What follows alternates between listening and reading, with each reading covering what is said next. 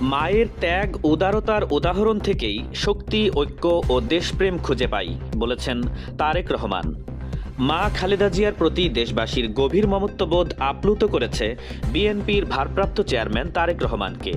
আজ সকালে এই অনুভূতির কথা জানিয়ে নিজের ভ্যারিফাইড ফেসবুক পেজে তিনি লিখেছেন, গভীর শোক এবং কৃতজ্ঞতায় ভাস্বর হয়ে আমি আমার প্রিয় মা, জীবনের প্রথম শিক্ষক, তিনবারের প্রধানমন্ত্রী বেগম খালেদা জিয়াকে আমার বাবা শহীদ রাষ্ট্রপতি জিয়াউর রহমানের পাশে চিরনিদ্রায় শায়িত করেছি।